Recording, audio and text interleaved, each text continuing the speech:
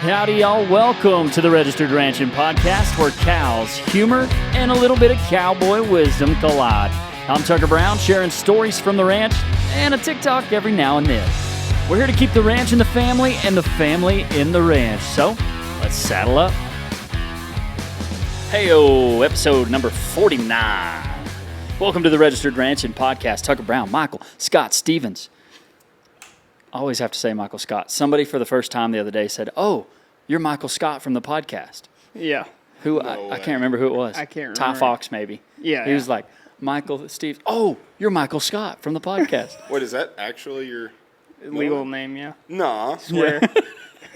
That's awesome. I didn't know that. I thought it was just something Tucker said. No, that just yeah. Once I knew it was his first name, like his legal name, I can't go back. I swear. That's Look. awesome.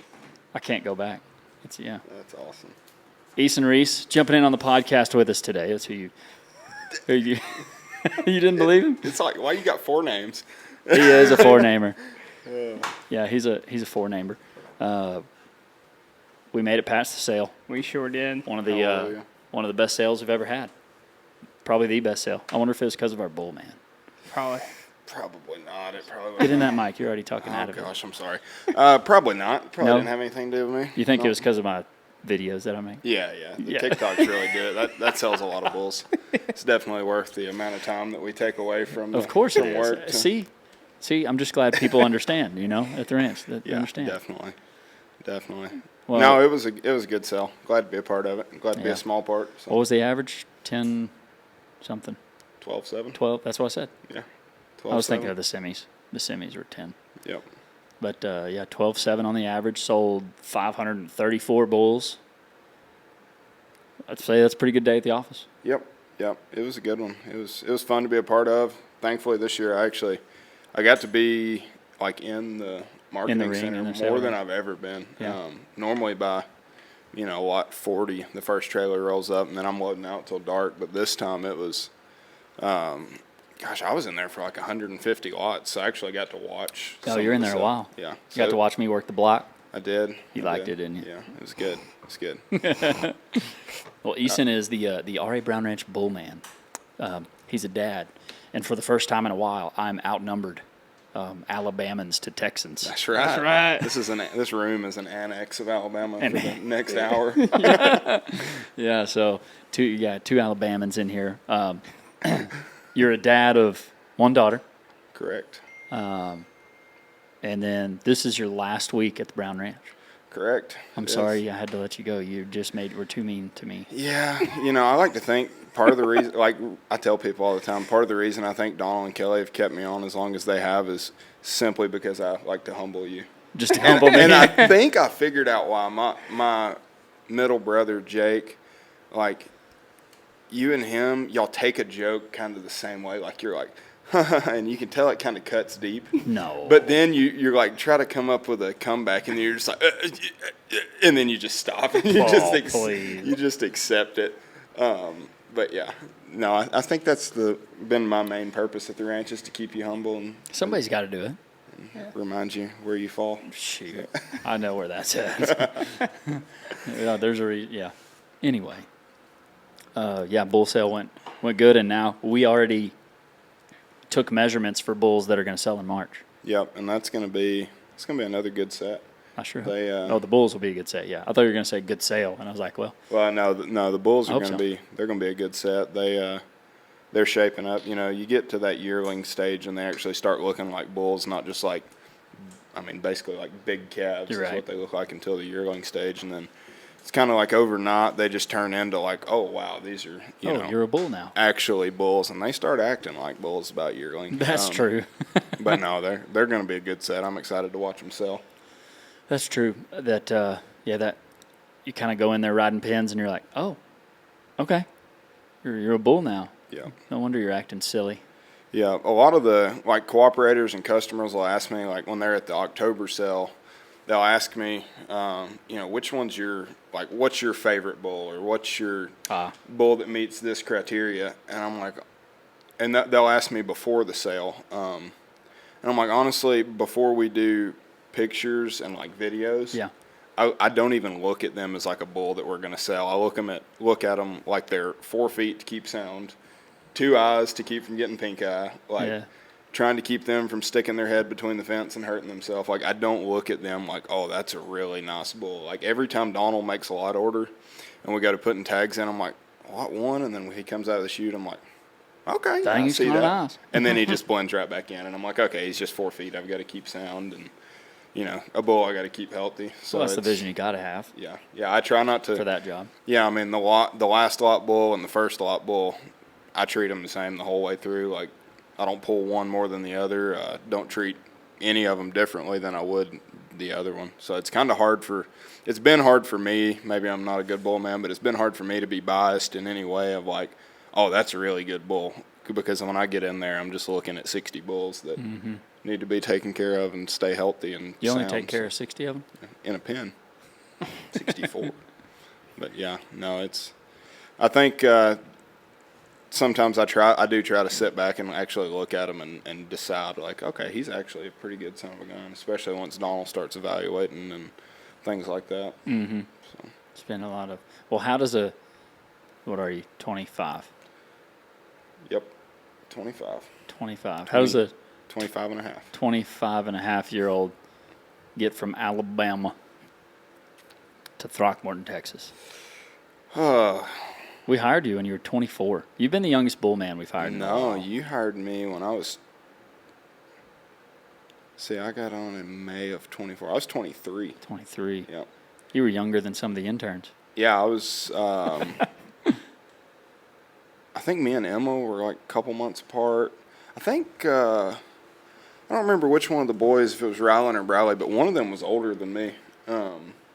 Yeah, this is the first set where, like, I realized, like, oh, you guys are born in 2004? Like, what? How are you here? Yeah, that's wild, isn't it? No, getting here has been a lot of hard work. Being willing to put myself in uncomfortable situations where I'm undoubtedly the dumbest person in the room. You know what I'm saying? Oh, we all know that, yeah. Yeah, I mean, it's pretty obvious. Well, Mike's in here right now. Oh, yeah, true. That's that lower Alabama. Yeah, we are from very different Alabamas. That's one of my favorite things you say. Yeah. Very different. Mine too. Very different. He's from LA. Yeah. No, just being willing to get out of my comfort zone and leave Alabama and, go to a school, go to a town, a state where I knew, like, precisely no one, or thought I knew. I met some people in Stephenville from my hometown, but originally, it's like when my parents dropped me off to move into my dorm, we went and ate at Peacock's in Stephenville, and they took a left out of the driveway, and I took a right, and I was alone. Like, I was by myself 100% for the first time ever, and I was scared to death. I was terrified. But look at you now. Yeah, just stick it out, man. Got to be willing to be uncomfortable and not be the smartest guy in the room for sometimes a long time. I mean, it's taken me. I'm still not the smartest guy in any room I'm in, but I like to think sometimes now I'm not the dumbest. There you go. Yeah. There you go. Well, did you grow up on a ranch in Alabama? No, I grew up on a chicken farm. We raised broiler. Chicken. Yeah, we raised broiler chickens until I was 15, and then our houses got pretty old, and it was either, spend a bunch of money and upgrade them or just shut it down. And I didn't really want to take it over. Neither of my brothers had any interest. None of my cousins really did, so they shut it down. And I was fortunate right before that, that was when I was 15. So when I was 14, I got involved through one of my childhood friends and one of my neighbors. They started showing and judging and stuff like that, and I got involved with that, and then did the livestock skeleton and quiz bowl and stuff like that, and that was kind of what planted the seed for me. And I was fortunate, one of my coaches for all that, his wife's a veterinarian, and she was working at the clinic in my hometown, and I went over there and started just volunteering for free at a mixed animal clinic just to get some kind of exposure. And I worked pretty much a whole summer. It was this old vet that he was like, I'm not paying anybody that can't drive. And I'm like, okay. So I just my mom would drop me off every day, or the other vet that I was family friend, she would come pick me up from my house, and I would just go work all day for free. And he had probably 200 or 300 head of just commercial cows, and so I was volunteering at a vet clinic, but it would I would come in, clean dog runs, and then go be in the hayfield all day for free. Heck yeah. And so I learned a lot there. That was, I can honestly say, without that job, for sure, I would not be here today. Could not do what I do now without that job. And then eventually turned 16, got my driver's license and my Ford Ranger. He could pay you then? And then he paid me minimum wage. Yes, sir. And then I got a raise. That was in July. And then January, he's like, "You've been doing pretty good. I'll give you a raise." I'm like, "All right, dude." $7.60 an hour. I got $7.35 an hour instead of let's $7.25. I was like, okay, I'll make an cents an extra hour. $1 a week. Yeah. But no, it was good. It was good. I think that's a big thing in where I grew up, and Mike can probably attest to this too, even though we're from different Alabamas. Everybody out here is like, "Oh, go work at a feed yard to get some experience. They'll always take free help." And that's true. That's very true if you're in a place that has one. But if you're growing up in Alabama, Georgia, anywhere in the Southeast, there's really not a lot of feed yards. I honestly don't know if I could. I think there's one pretty big one in Alabama, and that's it. And so I always tell people, I've had people ask me from back home, what does my little brother need to do, or my little sister, or whatever, my daughter? And I always tell them, man, vet clinics will always take volunteers, and you will clean a lot of dog runs just to get that 1 hour in the afternoon of cow experience, or that 2 hours on a road call pulling a calf. But that's how I learned to pull a calf. That's how I learned to do most of the things I know how to do now, is being willing to spray dog runs for 5 hours and get mauled by mad cats, and just put up, got pawed down by a llama one time. By a llama. Llama in Alabama. Dude, that might hurt my pride a little bit. Yeah, got pawed. It had been attacked by a dog. It couldn't walk on its back legs either, and it pawed me down. But Did he spit at you? Say what? Did he spit at you? No, he just pawed me down, just beat me up a little bit. Just beat you up? Yeah, but you Kind of got like that donor cow. Oh, we Yeah. hadn't told that story. No, we haven't. look at that. Golly. Yeah, that old Mike got put down by a donor cow. Sure did. Ranchy. Sorry, anyway. Ranchy. No, you're good. Yeah, just being willing to be miserable for 5 hours a day to be able to learn something that you want to learn for 2 hours a day is really. Kind of sounds like our internship. Yeah. You spend a lot of time with a power washer or a high pressure hose in your hand, and once every 2 or 3 weeks we'll teach you something about a bull.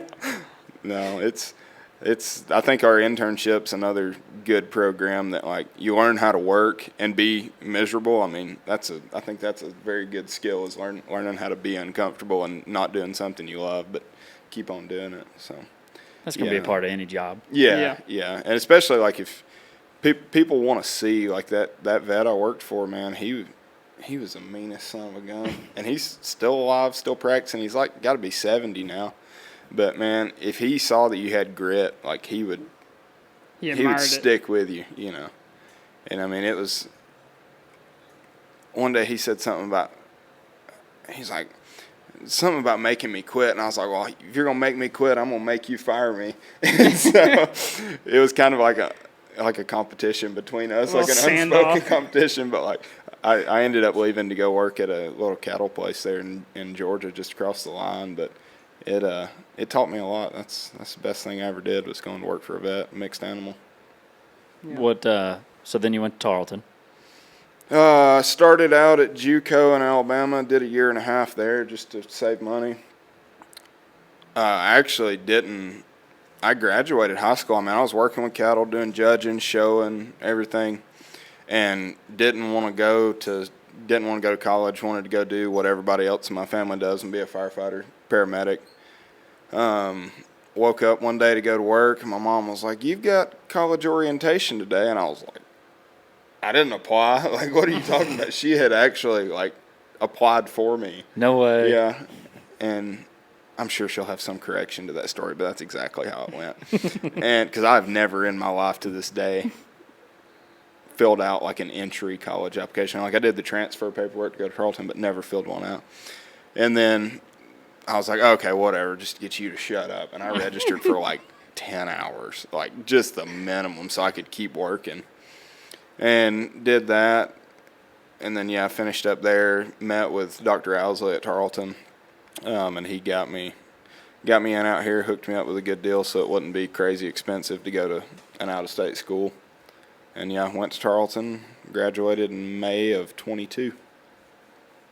Then you kind of ran north, didn't you? Yeah, I did that for an internship, actually. Oh, that was during Tarleton? Yeah, that was between my... So that would have been between my junior and senior year of college. The lady who was the internship coordinator at Tarleton, she would always come in and say, like, when you put in animal science internship into Indeed, 1, don't put Texas because you live here now, and 2, don't put your home state if it's not Texas in the location. She's like, type in animal science internship, ranch internship, whatever, and then just leave the location blank, and whatever comes up, comes up. And so I was like, you know what? Okay, I applied for internships in like Iowa, Idaho, Colorado, South Dakota, all over the place. Actually, applied for one in Australia and never heard back from them, but it probably wouldn't have worked out because of COVID and everything. But I ended up getting accepted to the one at South Dakota, and I spent a summer living on the Standing Rock Sioux Reservation in northern South Dakota, right on the North Dakota line, town called McLaughlin, working for Wolf Cattle Depot. Dang.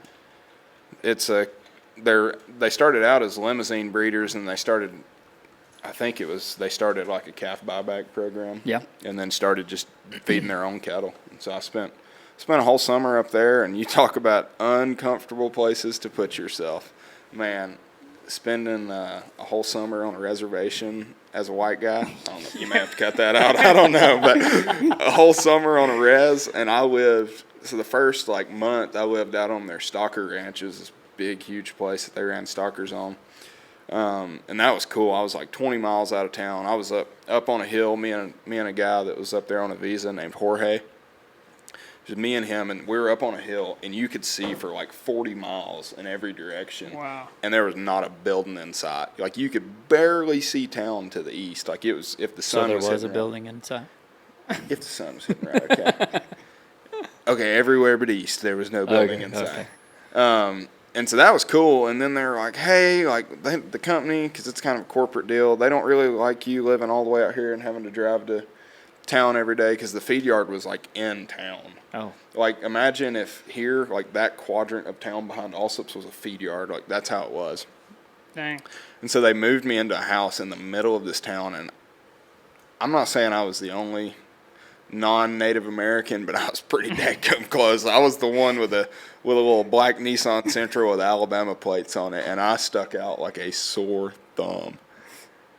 But I made it through it. I learned a lot, man. They use a lot of immigrant workers. There's a lot of guys that were veterinarians and animal science grads from Mexico. Oh, wow. That were straight out of school, and they would come and work for them for a while to pay off their student debt or send money to their family. And those were some of the hardest working, smartest guys. We had to use a lot of Google Translate, but they were some of the smartest guys I've ever worked with. One of the best crews I've ever worked with, for sure. So that's neat. Yep. I mean, obviously not as smart as this crew. Yeah. That you were. I mean, I knew that was intended in asterisks. Right. Of course. So what? I know you talk about that, like you loved your time up there. Oh yeah, man. I loved it. If it wasn't so dang cold up there, if you could pick that place up and move it to somewhere a little bit warmer in the winter, I would 100%. That was a great company, great people to work for. I mean, I liked the area, but it was just too dadgum cold in the winter. I've still got it on my weather app, and when I look sometimes in like January and the wind chill's -40, I'm like, Gross. Yeah, it was a good company. I've had some people ask me. I've actually had people message me like after our window for our internship is closed, or somebody will message me and be like, "Hey, do y'all do summers only?" And I'm like, "No, we do summer, fall, and then like I guess it'd be late winter and spring." Yep. I'm like, but if you want a good summer internship, like truly 10 weeks, go up there, because it's a great place to work. Feed yard. It is a great place. I mean, great place to get that. Yep. that experience. Yeah, I mean, I that's another one. I couldn't do my job now without that. I learned more about cattle health and cattle doctoring from those guys than I did in any school or any class I was ever in. It gives you the fundamentals of how to treat stuff, and then when you've got different, what would it be, like carcass programs like VNB, NHTC, GAP, things like that. Like, I can doctor him with this, but next calf in the chute, it's exact same symptoms, but you've got to treat him a little differently to fall into that criteria, or the company loses a bunch of money. So it was cool. And they gave me, it wasn't like a lot of places, a lot of feed yards that I've seen, like you go to intern for them and you're like, if you're into nutrition, you're on the feed side, or if you're into cattle health and want to go to vet school, you're just over here in the doctoring barn. But there, like, I was a weekend feed truck driver. They had supplemental water tanks in the pens. I was a water truck driver sometimes, helped run equipment, cleaning the pens out, and then, like, a lot of times I would pen ride in the mornings and doctor before lunch, and then be in a feed truck in the afternoon. So I learned a lot with them. So it was cool. And then that brought you, after that, you had to come finish school. Finished school, yep. Finished school, met my wife my last semester in school. We're actually both from Alabama, grew up hour and a half apart or so. That's so Alabama of you. Yeah, all my friends were like, y'all could just smell the Alabama on each other, couldn't you? I was like, no, maybe. No, yeah, we met our last semester in like a beef cattle production class. We got in a group project together and kind of hit it off there. That's romantic. It is. It's very figuring out how to make a profitable cow-calf operation really sets the mood. Really sets the mood. Great date. Yeah, yeah. And then from there, I went and worked for GKB cattle down in Desdemona.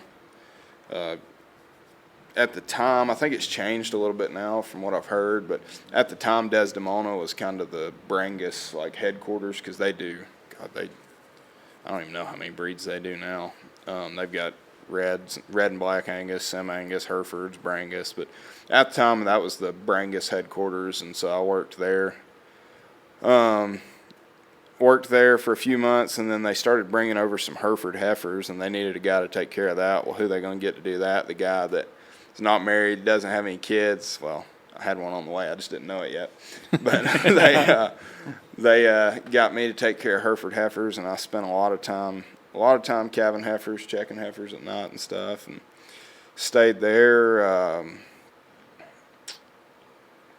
till I guess the next summer. Stayed there, finished out calving there, helped them with all that, and then I went down to Piercy Angus Ranch, just south of Hyco and Ferry. Worked down there until I came here. It was a good little place. It was kind of a good change of pace. It was what I needed going from GKB, which was, man, it was 100 miles an hour all the time. Like, we had a big crew and a lot of good guys on our crew, but it was 100 miles an hour from the time your feet hit the floor until you went to bed again. I mean, it was a lot of cows and a lot of country to cover for one guy, and we all had, just all spread out. And then, I went to Piercy. It was good. The Piercy family, they're great people. Stayed around there for a little while until I came here, and then. What got you? I mean, GKB would have been your first registered place. Well, so I've been involved with registered cattle on and off since I started fooling with cattle, showing and stuff. And then the second veterinarian I worked for, she and her husband, they had a small registered herd, and they're growing it now. But I was never just like all in registered. Like, that wasn't just 100% of what I did. And I guess what got me into it is, most of the time registered outfits pay a little better than commercial places do. And also, that dude just drove off the curb. Sorry, I was watching. I'm sorry, you're going to cut that mic. No, usually they'll pay a little better. And man, at the time, I didn't have a lot of cowboying experience, and I'm still everybody's like, "Oh, are you a cowboy?" It's like, no, I just like the clothes. I like the vibe, you know. Just give me a hat. And Just give me a hat and some spurs, and I'll just walk around Walmart. Ka-ching. Yeah, I like that. I took them off on purpose so I wouldn't be sitting here fidgeting. No, I didn't have a lot of cowboying experience. I mean, I worked in college at an arena, and I was comfortable around horses, and you know, working for a vet, that's another thing. Like, you get experience with everything, and so I was comfortable around them. I just never really had the opportunity, just because I needed. And when I was in college, I had to find work that would pay really, you know, not really well, but well enough that I could survive. And so then when I graduated college, it was just kind of right into that. GKB was there close to Stephenville. I knew the Stephenville area. All my friends were there still. I hadn't really. Now mostly all my college buddies have moved off, but at the time they were all still there. And so I went into the purebred deal, and kind of once you get in it, it's kind of hard to get out because nobody wants to go from making purebred pay to making commercial pay. And so yeah, I just kind of got into it and stuck with it, and yeah, I guess now I'm kind of trying to get out of it, but but yeah, at the time it was just kind of what was available. It was there close by. They paid me really well for an idiot who had just graduated college that didn't know anything and never had any like a full-time job. I'd always been a student and a worker, even if I made full-time hours. So yeah, they gave me a chance and gave me a way to get started, you know. Well, this is going to take us to one of my favorite segments of the podcast. Oh, good. This is called the Ag Gear Hot Seat. And because you're not wearing ag gear, it's going to get hot, okay? A little steamy. A little steamy. Yeah. We got... Hey, whoa. Was that a Wrangler over there? Come on, he's wearing a Punch jersey, and you're coming after me. Well, he's not in the hot seat. Yeah. That's you. We got some questions from the audience. By the way, if you hadn't tried ag gear, try it out. And you get 15% off using discount code Tucker Brown. We love ag. I love ag gear. Eason even loves it. He just doesn't like to say it because I gotta humble you. Something like that. How do they give you the questions? How do you get those questions? So if you ever want to send a question in, the day before the podcast, I always go to my story and I put a question mark up, a question poll up there, and you can type in a question on Instagram. On Instagram, you're right, on Instagram. Thank you for that clarification. Yeah, of course. Ag Gear Hot Seat. Doom, doom, doom. Oh, I need like some music. There are like two things that you've ever like gotten through you being an influencer that are actually all right. One of them's ag gear. The ag gear shirts we wear for the sale, they're actually pretty sweet. I just don't like to admit it. And then, dude, that Can-Am. That thing's sweet. Rides smooth, doesn't it? Sweet. Thing rides so smooth. Plug. I'm going to hide the key so you can't drive it anymore. You always put them in the dash. Interns in the future, I'm looking at you right now. Hey, he sucks at hiding them. He puts them in the dash every time. Because if he doesn't, he'll lose them somewhere else. It's true. It's true. Keep them close by. Okay. Here we go. For bulls, long yearling bulls or full 2-year-old bulls, which one is best in your opinion to turn out for breeding? Personally, I think if you can afford it, because they are more expensive because they've been developed longer, I think a full 2-year-old bull, or as close as you can get to it, is the best. I mean, I don't think there's anything. What are our bulls usually ranging 17 to 19 months? Yeah, 18 to 20. I really think once you get to that like 18-month marks where you're really getting in the sweet spot, I think, and it differs for everybody, but I personally would say a 2-year-old versus a long yearling. How important are the bull numbers for you? So, like, I'm guessing they're talking like EPDs. Oh, I mean, it's huge. It gives you a way to look into the future, and if you know your cow herd well enough, you can know how to buy the bull that best complements your cow herds, and then also complements your environment. So, you know, whether it's the feed to gain, dollar profit, and then what your market is. If you're weaning them on the truck when you pull them off the cow and they go to the sale barn and sell by weight, then, you know, that weaning weight number is probably going to be pretty dadgum important to you. If you're keeping them a little longer, preconditioning them, you know, that you start getting to where that yearling weight's pretty important. But if you're one of those guys who has the resources to be able to maintain that ownership, retain that ownership all the way through to where they're hanging on a rail. Like, you'd be crazy not to look at the ribeye area and the marbling. I mean, it'd be just throwing money away. So I think if you know your cow herd and you're really serious about doing it right, the numbers are one of the most important things. Who is your favorite person to work with, and why is it Tucker Brown? Oh gosh. Next question. No, we really do have a good crew. I've enjoyed everybody I've worked with here. I've never had a real disagreement with anybody. I know LG's got after me a few times. That doesn't count. That don't count. He's just LG. He's just 92. Going really into the hot seat. What can we do as a nation with the ongoing beef issues here in the U.S.? I'm assuming they're talking about the things that Trump said. Yeah, you're going to have to get the old twee for that. You're going to have to get the twee for that one. This is a tough question. I feel like that's a you question more than Me it's a question. Man, I wasn't the beef advocate of the year. I mean, I'm not now. Yeah. I said was. Was. You did say was. Gosh, I guess really what it all boils down to is just, one, ranchers, wherever you're at in the country, keep doing what you're doing. I mean, we make the best, safest beef in the world. We make, I don't remember the exact number, but we make way more pounds of beef in a lot shorter time with a lot less feed than we ever have before. So things are heading in the right direction. The cow herd numbers are down. But I really think if we keep being more efficient and doing more with less, then we're going to be all right. Yeah. As far as the politics of it all, man, I don't know. I don't pay close enough attention. Fair. Ranchers, keep doing what you're doing, and consumers, when you're able to afford to, support your local guys. Go get that freezer beef. Go buy that half a beef from your local guy. I will add a caveat to that, though. Make sure your local guy knows what he's doing. Fair. I totally agree. Just because it's local doesn't mean it's better. Yeah, That's right. no. Like, there's some local beef, like, I would not eat. Like, 100%. No way.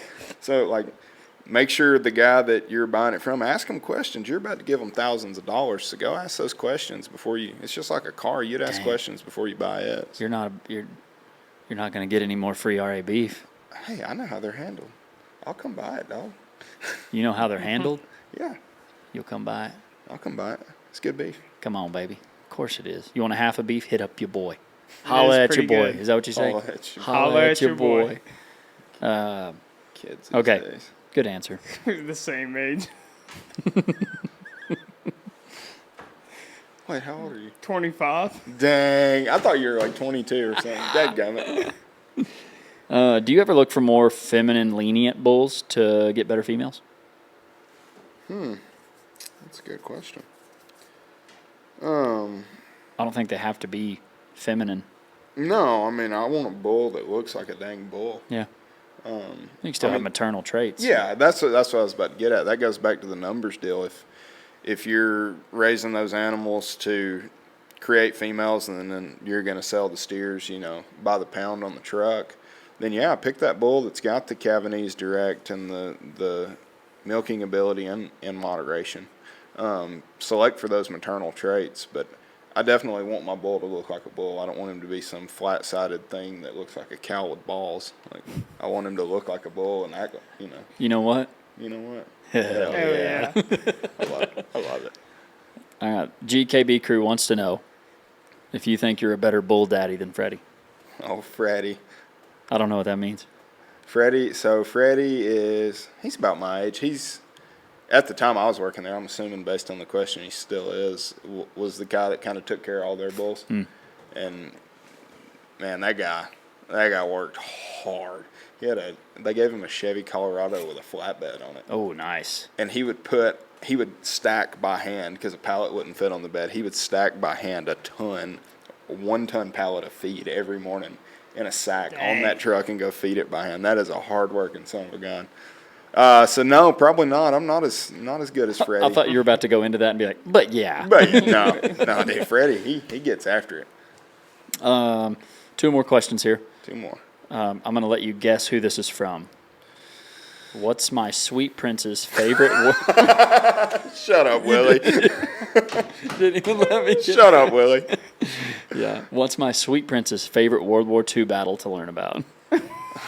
That's definitely a Willie. Yeah. It is. Oh gosh. Sweet princess. That's what What's he that used- that's about? what he used to Don't even. It's Sweet Prince, okay? I was the prince in the situation. Oh gosh. Oh, Willie, sweet princess. Oh, Willie. Come back, Willie. We miss you, buddy. Oh, dude. Come back. We love you, Willie. That's so funny. Favorite World War II battle to learn about? Yeah. You I'm got me thinking. into the whole World War II. You and Willie you. both. Y'all got me Man. into it. Probably like Peleliu, because it was broadcast, or it was passed through the media at the time that it was going to be another Tarawa, where it was like 4 days of really intense fighting and really heavy casualties, but then it would be 4 days and over. So a lot of the press at the time, they went on to, I can't remember some of the other battles that were going on at the time, because it's a tiny island. I don't remember. It's like 10 square miles or something. And so like a lot of the press, they went on to other places that were going on in the island hopping campaign. And then they look up and it's like 60 days later and Peleliu is still going on. So there was not a lot of like real time coverage of it. So a lot of it's memoirs, like with the old breed. Yeah. So I still need to read that. One of my favorite. There you go, Willie. You got your answer. One more question.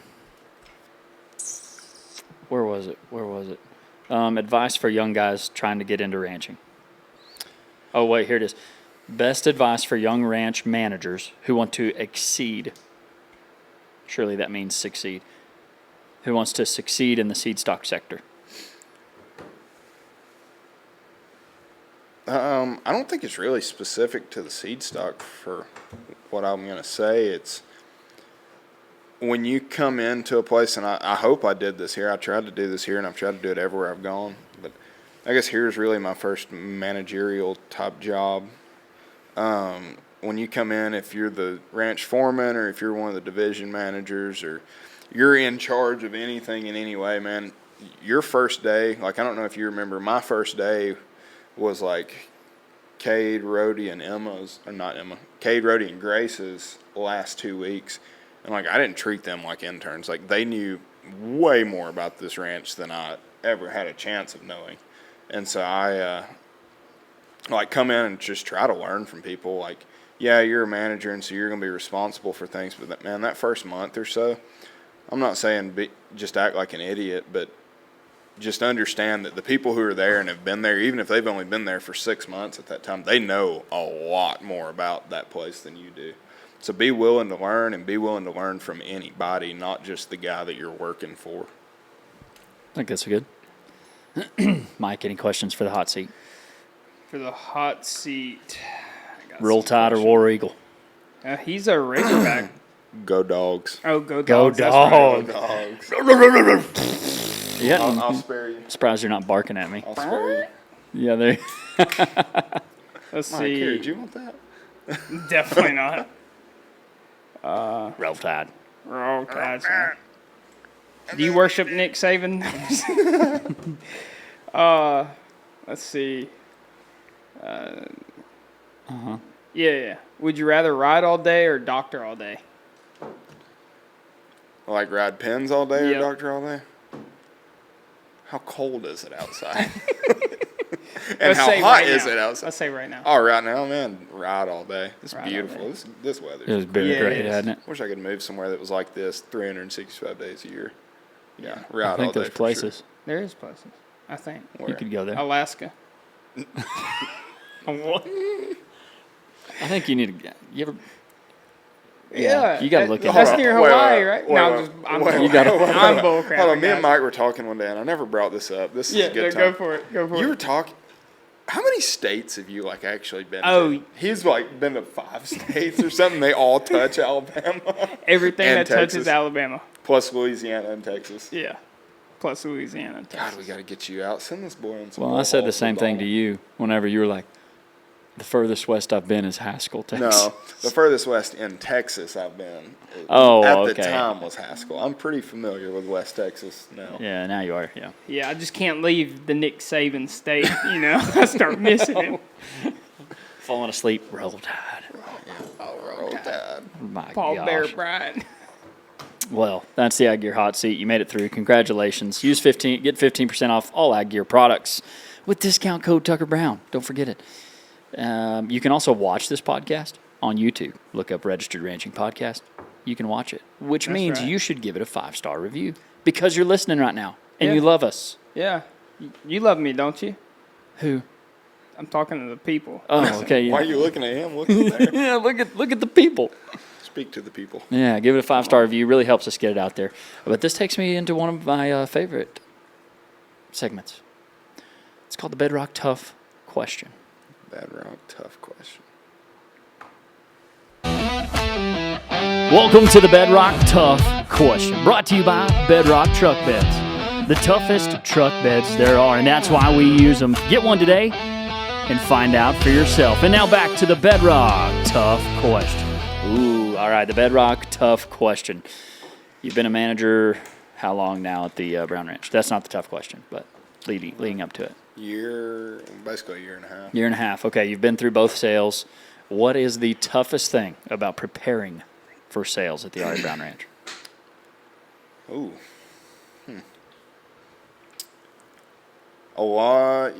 There's a lot of stuff that we do that is very, very, very repetitive. Duh. Like, Yeah. I got my insanely, taste of it. stupidly repetitive. Like, it starts out for the October sale, you're picturing, and so it's 5 straight days in the same, 2-acre pen. Yeah. Just picturing bulls all day, running, rolling ankles, sweating. And then you roll. Loving every minute of it. Yeah, and then you roll straight into, then we do clipping, which is Brutal. Oh, I thought you had asthma, so you couldn't come in there. I only found that out after 6 times of clipping. No. I don't go in there anymore. Yeah. No, and then you have clipping, and you're clipping, like this time, I think we clipped 729 animals because we clipped all the private treaty bulls, all the females. So that's brutal. That is brutal. We start at 5 in the morning and go till 6 at night or so, and then you go into videos, and it's the same deal. This time we videoed from 7 to 7. Yeah, it was rough. And then you go into BSE hustling. and trick test, and you have to run every single animal that's not only in the sale, but could possibly be sold. So all the private treaty bulls. So I think the hardest part of sale prep is just all the repetitive tasks. It's the mental. tough. Yeah, just mental. having to, you walk in the barn on Monday morning and you're like, okay, and it's dark, and you're like, okay, I'm gonna walk out of here when it's Dark again. Yeah. And so you're like, and then I'm gonna do it 4 more times. Hopefully, we won't have to do it Saturday. Hopefully. And we did If- pretty good at not doing that on Saturday. Yeah, those yeah. things. If something goes wrong, Right. Yeah. We've definitely had to video on Saturdays because of weather. You can have one cloud that shuts you down for 45 minutes during videoing just because the lighting's not right. So, yeah. Yeah, that's tough. The Bedrock Tough Question.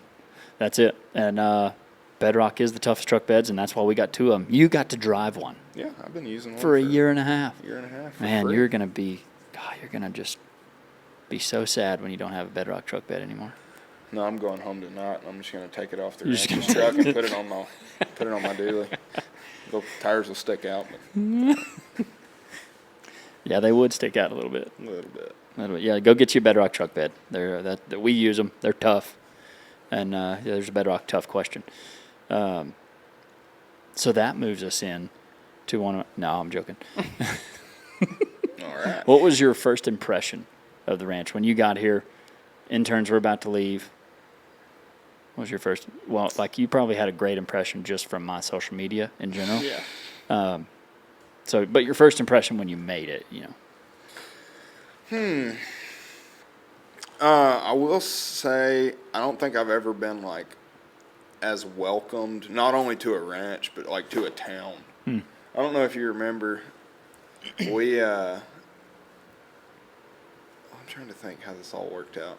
When we came to interview with Donald and Kelly, and then kind of everybody, like I talked on the phone for like 3 hours with Donald till like 11 o'clock at night. He was like, well, we need to have you up at Throckmorton and do an in-person interview. And I was like, oh yeah, that sounds great. He's like, when can you do it? And it was at a time where like we were about to go out of town to get married, and trying to think, just had a bunch of stuff going on. So like that was on a Saturday. The next day was our only possible day for like 3 weeks. And so I was like, I can do tomorrow or I can do the end of the month. And he was like, okay, let me talk to my wife about it and I'll get back with you. So I'm like, okay. So I just assumed it would be later on. Well, I'm in bed and at like midnight my phone dings and I look over and it says, Donald Brown, let's do tomorrow. Join us at church at 11 o'clock or whatever in the morning. So we drove up here and went to church, and Donald's like introducing me to everyone. Like I'm just the coolest. He peer pressure you. Yeah, and so I met like everybody. Some of those people I've seen again in town, and I'm like, oh hey, good to see you. And I ain't got a clue who they are. They don't have a clue who I am. But we were very welcomed. That was definitely a big impression on us, not only to the ranch but to the town. And then before I moved here, I don't know if I'd ever started a job and like the whole crew came to help me like unload all my stuff and and help us move in. That was cool. And then because I don't know if you remember, I in ranching, when you live in one of the ranch's houses, when you turn in your 2 weeks notice, that's your 2 week eviction notice. Yeah. So like you've got to not only find another job, but you got to find a place to live. Another house. And so we they let me put all my stuff. They were working on this house that I live in here in town and renovating it, and so I had to put all my stuff in Grace's house. Yep, I remember that. I remember unloading it in the rain. In Grace's house in the rain and in that storage container, and like the whole crew was there helping us. And then we come back, went to Yellowstone with my family, and we got married while we were there. And we come back, fly in, drive back here. It's like 9 o'clock at night.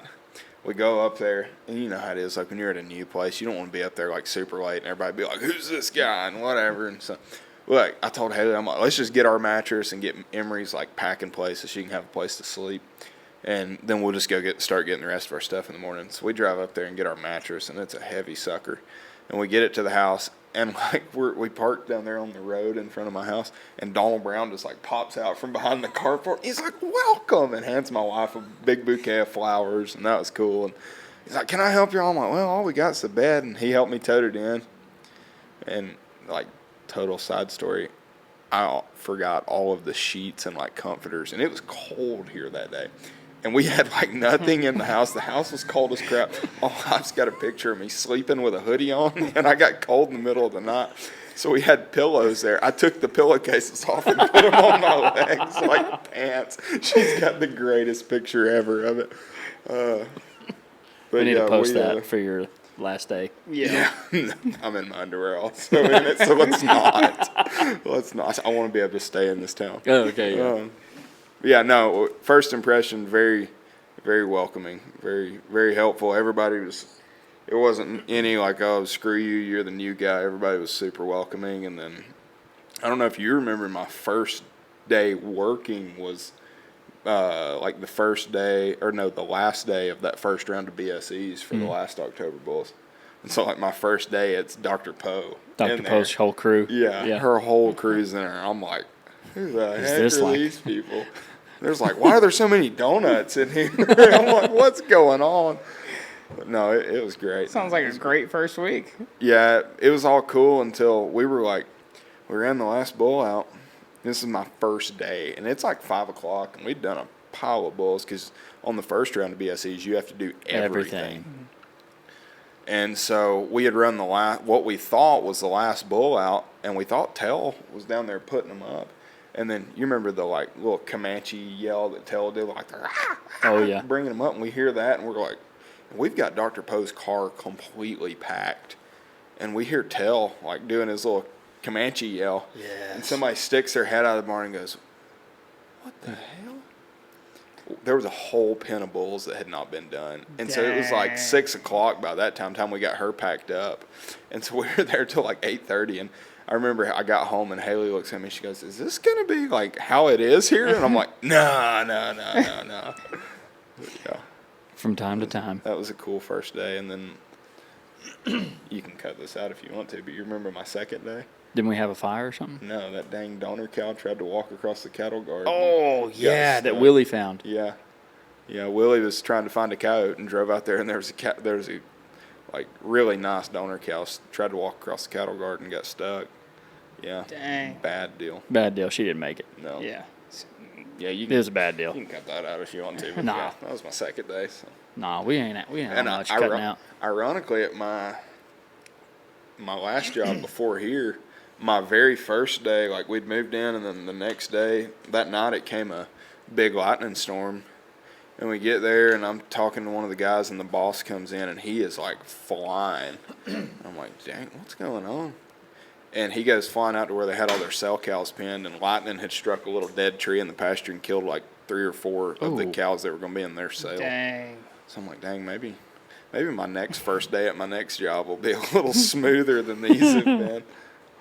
Yeah, and it wasn't. Nope. What was your so what is your, let's go through what your job looks like as the bull manager. Yes. What does that look like? Obviously seasonal. Yes. Gosh, it's like all the things we talked about earlier with the sale prep. We do that twice a year. BSE bulls six times a year, I guess, really. Yep. For 2 different sales. Yeah, for trick tests and everything for 2 different sales. And no, it's good. It's a good job. I've really enjoyed it. I've learned a lot. Gosh, I don't know. I mean, my first priority is 1, making sure the cattle are fed. 2, not in this order, but 2, making sure they're healthy and cared for and sound and can move to go eat and drink and grow and gain weight. And then helping out on the cow side. Like this morning, I helped gather a couple pastures and help do cow work. Because right now, it's the 2 to 3 weeks after the October sales, once we get bulls shipped, is about the only slow time when it comes to the bulls, because we've only got between 250 and 300 animals in the pens until we bring our weaned calves in. And so, but other than that, it'll go straight back into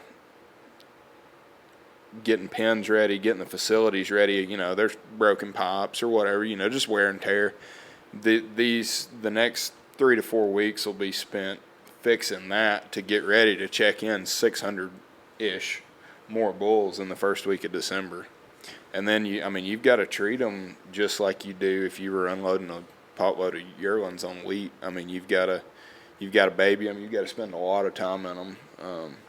So then you get them through that, and then once you get, about the time you get the set for the October sale, past the break and all the issues, and get them kind of settled in and on their correct ration, and then it's like, oh, we got to start picturing and videoing and BSE and everything for the March bulls. And so it's just calving heifers and cows. Well, for me. Yeah, right. Yeah, as a bull man, you're right. As a bull man, yeah, for me, it's like, all right, we got to start getting ready for all that, and that's the same deal. There's, you run 300 or 400 head through the chute, something's bound to break. So then when you get done, you got to fix it, and then you got to get the barn clean because, oh, hey, next week we're clipping all these to picture and video, and then when I'm on the off chance I do have a slow time, I'll go out and help tag calves or take care of cows, feed cows, whatever, and spend a little bit of time in the feed truck when Trav, our feed man's off on a weekend or whatever. If he needs to be off for an afternoon, I'll jump in the feed truck and feed. Do a little bit of welding, a little bit of everything. I've done some plumbing, some welding, some electrician work, and y'all probably find in a few years and go, oh my God, what happened here? This guy. Why is the blue and the red touching? This is not supposed to be like that. But yeah, it's a little bit of everything, but my main focus is on the bulls, just keeping them sound and keeping them growing and getting them to the sale, getting them out and sold. So. What do you think you got to work with Donald on his grading systems and stuff, didn't you? Like, you got to score bulls? Like, as far as evaluating? Yeah, evaluating bulls. Yeah. Is that something you'd done at another place? Not at another ranch. No, I'd never done that. I mean, I grew up judging and stuff, and I told Donald one time that I, like the first little bit when I was evaluating with him, I guess my first evaluations with him would have been checking in. What would that have been? Checking in the bulls that sold this past March, back in July of last year, June, July of last year, and so.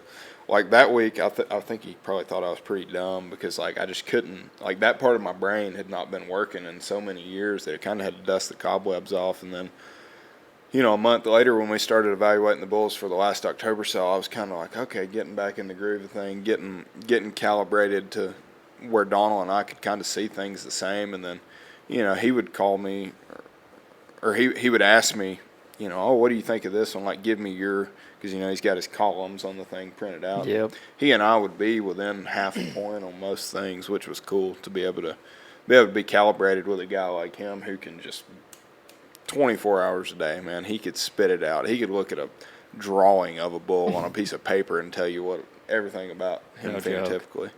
But no, I hadn't done it that way. But like at GKB, I was so busy out there taking care of cattle and looking after the places that those cattle were on. And then at Piercy, they got an outside sales consultant to kind of help with that. One of those guys that does that for a living and puts together catalogs. And so I was never really involved in it. But I think it's definitely something I'll use going forward. If I'm working at a place and get asked to look at bulls at a sale or something, that's definitely something that I'll using that evaluation. Yeah, utilize, because it helps you. If you just look at the whole animal, it's like, oh yeah, he's pretty good. But then if you're like, all right, don't look at anything else, let's look at his feet. And then you look at his feet, and if they're crap, then don't even look at him anymore. Just go look at the next one. Mm-hmm. But okay, his feet are pretty good. All right, let's look at him from the back of his shoulder forward. That's pretty good. Let's look at back of the shoulder to the point of the hip. You just look at him in pieces, and if any piece is terrible, then just don't buy him. Just go look at the next one. Quit wasting time. So that'll help me a lot, I think, in the future, being able to look at them that way and see them the way he does. It's pretty cool. You're also known as our head firefighter. Oh yeah, am I? I didn't know that. Yeah, you're the captain on the head firefighter. Okay. Actually, no, you're not anymore. Basically, it's me, because you leave when there's a fire. Because now, you're on part of the Throckmorton Volunteer Fire Department. Yep. You're on with the fire boys. Yep. Come on. Fire And squad. when there's a call, Eason and leaves me. Yep. Me and Michael Scott over here to drive the truck. This is true. And Play try with to the get generator in the back. Try to get the pump running. Yeah. No, I've always, like I said earlier, my whole family's firefighters. My uncle, both my brothers, my granddad where he lived, basically at the end of his driveway was a little fire station, and he was the chief of it for forever. I mean, like 30 years or something crazy.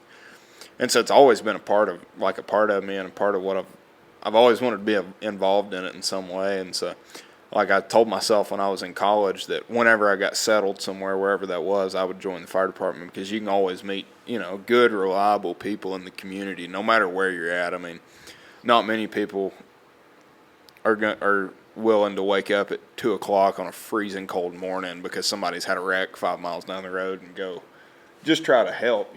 That's all really, most of them, all they're trying to do is just help their neighbor. And so, yeah, I joined the one in Desdemona and really enjoyed it, and was like, all right, I want to do that again. And then when we moved to Ferry, it was kind of a weird area. You were like 20 minutes from a fire department either direction. So if a call comes out and you jump in the fire truck or you jump in your vehicle to go get in a fire truck, by the time you get there, everybody that lives right there is gone. They're gone, yeah. So I didn't join one down there. And then when I got here, man, the Desdemona, like, they needed guys. Like, they really needed guys. During the day, it was only, if you called 911 during the day in Desdemona, there were like 3 to 5 of us that were coming. 3 of us were all like my age, and we all worked at GKB. And so they needed people. And then I got to Throckmorton, and I mean, I don't think I'm anything special. I can just ride on a fire truck and spray water, you know. And so I got here, and I guess when we had that tiny little fire up in the Little King. Yeah. You remember that? Yep. I met Dauber, and I don't even remember, a couple of guys that were on the fire department there, and just told them, I was like, oh, yeah, I'd like, you know, I'm interested in joining there. Like, well, we got a waiting list, so give me your number, and we'll call you when we can, you know, when we got an opening. And I was like, dang. So that tells you a lot about the community, is that the fire department has a waiting list to go just help people for free, because there's no pay in it at all. And so eventually, I don't know, probably, when was it? No, it ain't been that long. 3 or 4 months ago, one of the guys texted me and was like, hey, if you're still interested, we had a spot come open. And I said, yeah. And been doing it had to go get, you know, drug tested. And It's a shame you failed that. yeah. Thank God I studied. No, I had to fill out all the paperwork and everything, and then been on it for probably 3 or 4 months now. It's been good. A lot of good guys in it. Been thankfully, a pretty slow year. But been on some fires. I feel like all of them have been on. Literally been on us. Been on us or somebody. Or our family. All but one, I think, that I've went on. Except when the city dump caught on fire. That was awful. That was so gross. When was this? I don't know, over the summer sometime. Like one of the big. It was one of your first calls, wasn't it? It was my very first, I think, with Throckmorton, and it was gross. Somebody had like thrown a bunch of nasty old mattresses in there, and they caught on fire. Golly. God. Gross. You actually are. I don't know why this reminded me of that, but when it comes to getting hurt, like if somebody's going to get hurt, if somebody's going to get hurt on the ranch, it's going to be like when you leave, it's going to be Mike. Yeah. But it's you right now. Man, I have never Get in that mic. All my life, I have never really like gotten hurt. Like I've broken my pinky twice, like in my entire Get life. in that mic. And other than like in it, like inside. No, yeah, I know what you're saying. No, like my entire life, I've never had a problem with getting hurt ever. Like I've broke my pinky twice. Show them the little cigarette holder you got now. No, hold on. We'll get there. We'll get there. I'm trying to remember. Like so much crap's happened. And then I came here and I'm trying to remember. I was branding one day. I was freeze branding bulls. I was by myself. And I just always keep the side panels down because I got to let it down to shave them and brand them anyways. And so I had them down, and a bull came in that was just hot and pissed off, I guess. And he stuck his head out like he was going to come through, and I wasn't thinking anything of it. And I was wearing tennis shoes, and I just threw my foot up there while I was holding the controls of the chute to try to stop him. And like as I threw my foot up there, he like went down like that and just hit right on the point of my toe. I forgot about that. Like, I was like, that's good. And so my whole foot like swelled up, turned black. I was like, okay, well, this sucks. Well, then like 2 months later, I get bucked off a horse. It wasn't one of the ranch's on a horses. weekend, wasn't it? No, it was on Black Friday. It was the day after Thanksgiving. I got bucked. That's why. I knew I wasn't here. I was at shopping or something. Shopping. Yeah, I got bucked off. Like at a pretty good rate of speed. Landed, I mean, perfectly. Like the first thing that touched the ground was the point of my shoulder. And I got up, and the first thing I went to do was like just get back on him. And I went to like raise my arm to grab the saddle horn, and it was just like Limp. just limp. Like I could move my shoulder, but not my arm. I'm like, oh, good. And so I like grabbed the rein, and he kind of like jerked, and I just felt it pop. And so I guess it was like partially out of place. I don't know how that works, but it popped back into place, and so I could move it, but then it freaking hurt. And so Grace calls me and is like, what's going on? Because I was literally just getting a pen of bulls and bringing them up there to do something with them. She's like, what's going on up there? And I'm like, this blankety blank, blank, blank, blank, blank, blank just bucked me off, and I got to get back on him. And she's like, well, do you want me to come ride him? I'm like, well, no, we don't both need to get chunked. And so, crap, Grace came and like laughed at me the whole time I was trying to get back on him. because I was like trying to do it with my right One arm and like swing over. I should have just got on his right side. I don't know why I didn't. Anyways, get the bulls down there, and then I'm like, crap, this like really hurts. I've never broken a major bone, so I don't know what it feels like, thankfully. I'm like, but this has got to be pretty dadgum close. And so I was like, I better run down to the hospital and just make sure no bones are broken. And so I went down there, and I was the first patient of some new like travel doctor that was coming through Throckmorton. Oh, nice. And I walked in, and I'm like holding my arm like this because it freaking hurt. And the nurse lady, like, she like kind of looked at me, that redheaded lady that works down there. I don't remember her name. She was much nicer to my wife when I took my wife up there for getting kicked in the chest. But I walked in, and she like looks at my boots, and I've still got my spurs on because I couldn't even take my shoes, like put a shoe on because I've got one arm.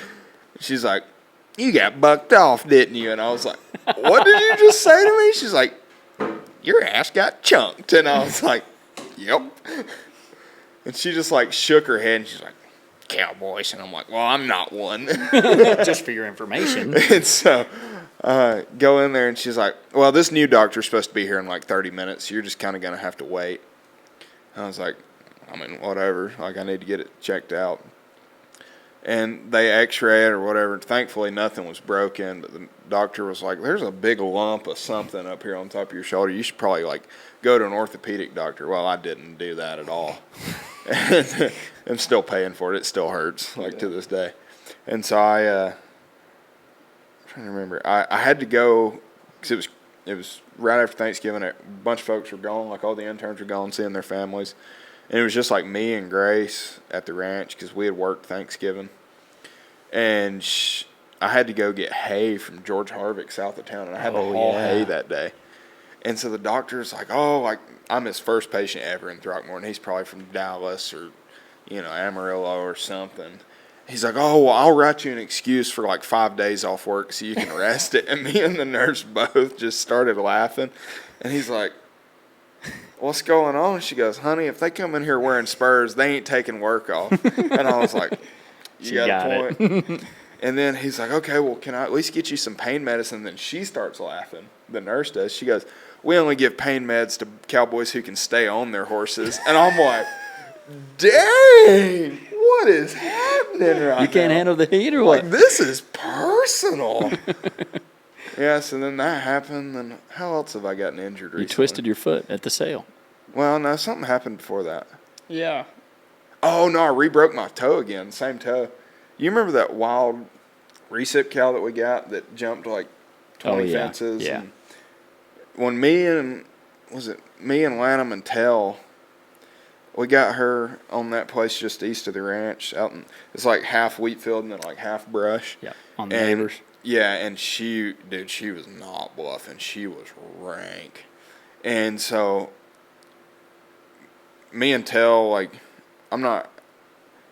and Tell probably could have got her, but Lanham was like, I'll go. And so we're like, okay, she's in the brush. How are we going to do this? And so the best plan they could come up with was me and Pop-Tart, the horse, being used as bait. So, like, we would ease to her, and then she would come at us, and then we would just turn around and just shag ass. I had a blister, like, on my pinky from pulling the reins because he was just pulling. He wasn't stopping. He was not stopping. But if you got too far away from her, she'd stop. Yeah. Anyways, we finally end up, like, 20 yards at a time. Like, she'd chase me for 20 yards. I'd turn around, get her to chase me again, get her out in the wheat field. Tell gets a rope on her neck, and Lanham heals her. We get her tied down. Well, then they pass their ropes through the trailer, both on her neck, to pull her on. And I've got to be the one to get off on foot and cut the tie string so she can stand up and they can drag her on the trailer. And so I'm like out here cutting like this, like reaching way out. And I get the tie string cut and she does nothing. She just lays there. And I'm like, what the heck? So I like kicked her. And as I kicked her, she like did the rocking thing to like get up, and she rocked back and broke my freaking toe again. I'm like, you've got to be kidding me. And then, what else? Yeah, I guess. Oh, when we were making up those last bit of videos that we just, the reruns that we have to do. Kind of talk about a rank bull on here. Yeah, we didn't sell we them. have some. We didn't sell them. We don't sell those. Nope, they don't make the sale. There was a bull. He was just a turd, man. Like he wouldn't leave the herd to come eat you or nothing. He was Lot just, 25. yeah. Yeah. He was just a freaking brat, and like he would just get on the fence and wouldn't let you get him off. And the interns were having trouble with him, and so I was over there and I saw them. They were there like between the video pen and pivot trap, that fence. So I go over there thinking I'm gonna help, and so I'm like, hell, I'll just get in front of him and make that son of a gun peel off. Nope. He got close and Pop-Tart smelled danger and he was gone. And he like turns around and that bull just picks him up and wheelbarrows us and pitches him in the fence. pitches him into the side and throws us into the fence and cut his hind quarter all up. Like he looked like he'd been in a fight with a panther because he hit that barbed wire, top wire. And so then I was like, okay. And then, Casey got after him, whatever. We tried to video him. We couldn't. Then that day, so that happens at like, I don't know, 9 o'clock in the morning. Finish, whatever. I go home for lunch. After I Dr. Pop-Tart up, I go home for lunch. And I walk in to eat. And the first thing I freaking do is slam my pinky in the door. And my fingernail turns purple. And I'm like, God. Then I'm like, okay, there's nothing really to eat in the house. Oh, these bagels look good. So I toast me a bagel. And I bite down. And I'm like, that was a big crunch. I'm like, wait a minute. I freaking cracked my tooth off up into the bone on a bagel. So then, I got a cigarette holder here. I had to go get my tooth pulled. You're officially a part of the Throckmorton volunteer. Come on. Come on. Yeah, and so I cracked my tooth off. And then, what else? Yeah, I guess the sale, the morning after the sale. Yeah, I'm telling you, it's been a hell of a year. Yeah. The morning after the sale, the cows were all eating, and I was trying to sort one out. A guy had come to pick her up, and I was just kind of trotting along behind the cows. She was just doing ring around the Rosie on the feed bunk, not wanting to go because she wanted to eat. And I was trying to just like cut her off at the corner and keep her straight. And I'd been around 2 or 3 times, and none of those cows ever checked up. They were heading the bunk, eating, doing great, and I was getting kind of mad, and so we were picking up speed a little bit. And I guess I made too much noise. One of those cows threw her head up and backed out right as I went by her, and she caught the toe of my boot and wrapped my foot. I looked down, and my spur was pointing forward, and I was like, oh. And I thought, it made me sick to my stomach. It hurt so bad and popped so much. And Casey Spann was there, and he's like, did you just break your leg? I was like, I think so. I was like, but I don't know. I've never broke a bone. Thankfully, didn't break it. It's still swollen. I still ice it every night. It hurts all the way up to my kneecap.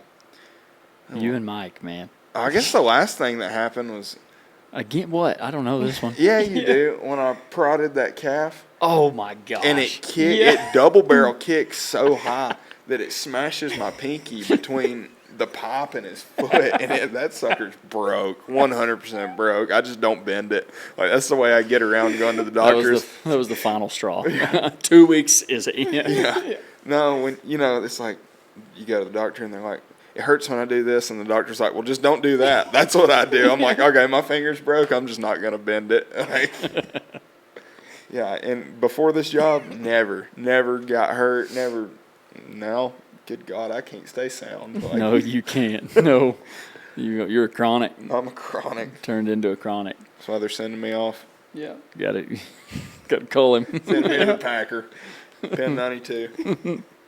Well, what life advice you have for the registered ranching folks that are listening? Life advice. Or maybe some future interns. Well, it kind of goes. Or maybe all of them. I don't remember who told me this or where I heard it. Somebody may not have told it to me, but it's basically. You saying you came up with this? No, somebody told. I heard it or somebody told me something. It's it's okay to be an idiot, but be a useful idiot. Have a purpose. Do something. Don't be the guy that's just sitting there oh, I don't know how to do this. I don't know how to run this equipment, but I could stand up and sweep the floor right now. You know what I'm saying? You can do that. Yeah. Always. You should. Yeah. Okay, you bet. No, but like always be useful. Always find a way to make yourself useful because useful people stick around. That's right. I mean, if a company's having layoffs, who are they going to fire first? Probably the lazy son of a guns that don't do nothing or don't know how to do anything. And that's what I had to do. Yep, that's why I'm going. That's why. You know, you sell 500 bulls at 12.7 average, and you got to can the guy who raises them. Get out of here. Pack your persons. But yeah, just always be useful. Always find a way to make yourself useful. You do a pretty good job of that. Even though you're a useful idiot, you know. Yeah, I mean, I am. That's okay. Yeah. It's all right. Like That's I said, what I never said. the smartest. Somebody, guy in the room. you know, I get called idiot all the time on social media. So Yeah. I've just taken that. Look, at least I'm a useful idiot. Yep. Yeah. TM Eason Reece. Yep. Come on. I should make Got it t-shirts. from him.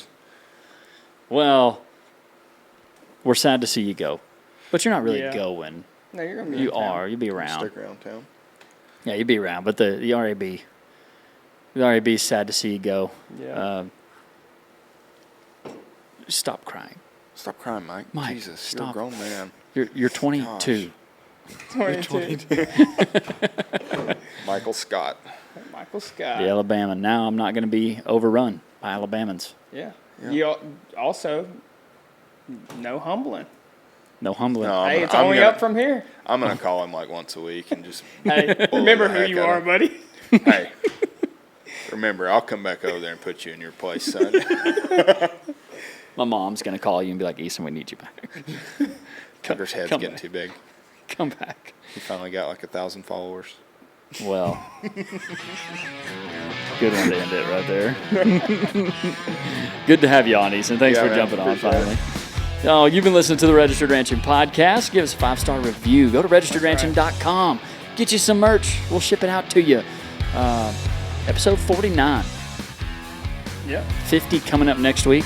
Sure And is. that's Dale Brisby. Oh, son. We had to get you in before Dale I'm so Brisby. glad I didn't have to follow Frisbee. I wouldn't have done it. It's a good podcast. It was fun head over there. But yeah, we thank you so much for tuning in. It's post sale time. Hopefully we can get some more podcasts out because we got some good ones planned. But until next time, folks, y'all don't forget that we love you. God bless. Y'all stay classy and ranch on them. Oh, no. Now you have to give your R.A.B. jacket back. Yeah. I'm keeping it. I've already packed it. It's back. You won't find it.